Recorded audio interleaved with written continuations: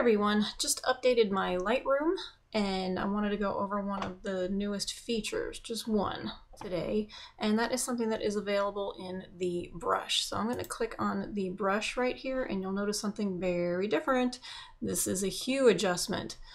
Before you could change the temperature and the tint, but this hue adjustment was limited to the global adjustments. So now you can do this locally, which I think is a real advantage. So I'm just gonna do something really quick. This is gonna be pretty sloppy, so just try not to judge it on that. Okay, so that was exposure. We don't want that.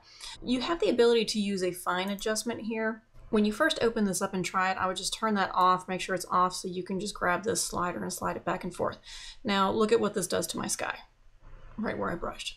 So previously, if I wanted to influence the blue of the sky, I had to use the hue slider, but it would also affect the blues that are in here and the blues that are in the clouds and things like that. But if I just wanted to deal with the sky itself, I typically would have ended up bringing it into Photoshop, but now you don't have to.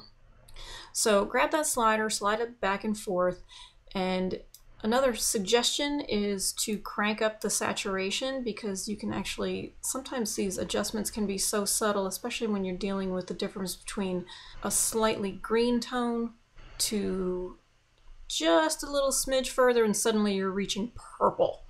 So if you crank up the saturation, you can see those changes a little bit easier, and then I might use the fine adjustment from there and tone it down to exactly where you want. So I'm going to leave it at just that little bit of blue, which is about plus 12, and double click the saturation so I'm back to normal there. And I'm going to turn that adjustment off for a second. So that is before, and I just wanted it a little bit more on the deeper blue side.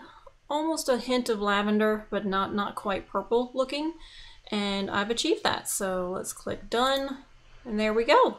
The new hue selection for selective adjustments with that brush.